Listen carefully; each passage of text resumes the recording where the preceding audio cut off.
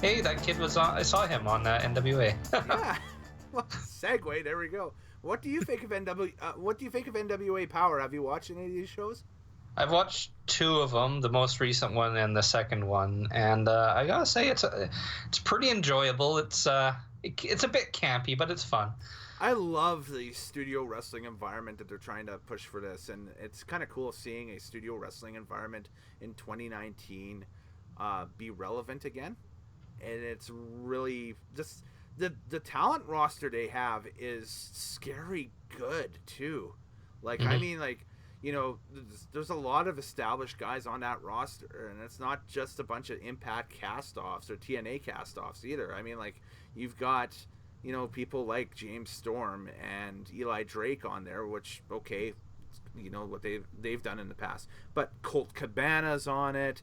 You've got Aaron Stevens, who a few years ago was probably one of the most over wrestlers in North America when he was doing the Damien Mizdow gimmick in WWE in 2015. Trevor Murdoch. Trevor Murdoch, yeah, has resurfaced in the NWA as well, and their women's division is a star-studded lineup of the best undercard workers from every Shimmer show I've seen live in the past 3 years, so or 4 years or whatever, and that's great. I love that, which is awesome. With Allison Kay, the former Sienna from TNA, the NWA Women's Champion right now, but there's a whole bunch of great talent underneath there too that are just chomping at the bit.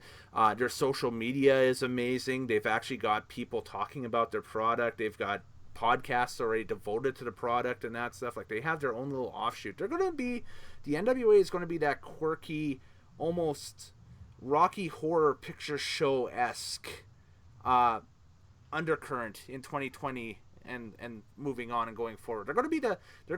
It's kind of cool because they're going to be like the alternative music movement, I think, in pro wrestling going forward here, which is right up Billy Corgan's alley, right? But I think that's what it's going to be. It to me, that's what it seems like, because I've hung out with their fans. I kind of get the vibe and that stuff, and it's the same people that you would hang out with seeing an indie band at some bar someplace, and it just kind of is that vibe to it. So yeah, no, it's fun. The production values are fun. Yeah. Cornette's back to being Cornette on the mic. Amazing. Yeah, that's great. The one thing I love, they make their world title feel like it's the most important title in the universe. Mm-hmm. That's Nick Aldis. Nick Aldis carries it a lot, like a Nick Brockwinkle type, where he's just so much class. Yeah, Aldis is just 100% legit professional, and that guy is probably the most, I would say, out of all the champions across the board right now, I would say that Aldis is the most business-centric champion, I would say, that any promotion has at this moment.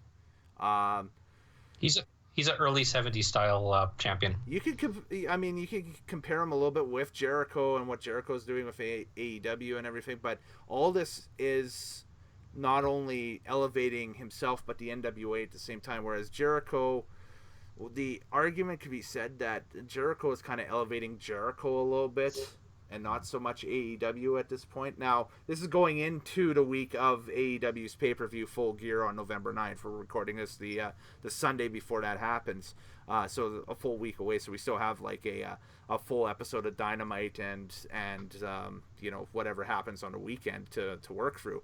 But it's at this point, I think that you look at like if you took every world champion from every promotion right now across the board, I would say Aldis is probably my first pick to be like my promotion's champion. If I were to, name a guy, if you were to earmark, a prototypical blue chip champion, it would be Aldis right now.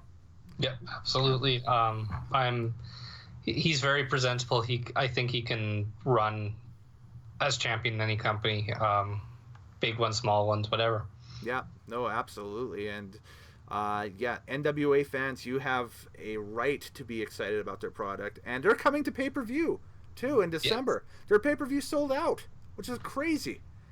Yeah, sold out as fast as an AEW pay-per-view. Yeah, which was insane. That is just nuts. I think it's like in December 14th or something like that. Whatever. Yeah. And I love the intro. They have the best. No, seriously, they have the best intro music in pro wrestling of any television show, radio or radio web, Radio. TV, It's the best visual radio show he's ever seen. Everything across the board. No, they have the best intro in any wrestling show across the board right now, bar none. Like I mean, like that's like SmackDown's close with the Are You Ready, with the AC/DC and all the high tech graphics they have in the opening and that stuff and everything. But NWA Powerrr with the hair metal and Dawkins and you name it, that's just like, oh, I love it. Right up my wheelhouse. Got your cheesy Austin Idol video promos and killer. It reminds me a lot of Tony Falk's House of what is it? Tire Irons and Waffles. Tire Irons and Waffles, yeah. Waffles and Tire Irons out in Paducah, Kentucky. An Austin Idol's wrestling school. Yes.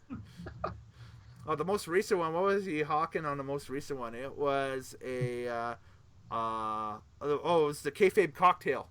Yes. Would you like a kayfabe cocktail? New alcoholic beverages for fans. Which I think is an insider's reference for drugs, but I'm not sure. That's a kayfabe cocktail. If anyone would know, it would be Austin. NWA's humming, man. It's good. It's going to be exciting to see them going forward.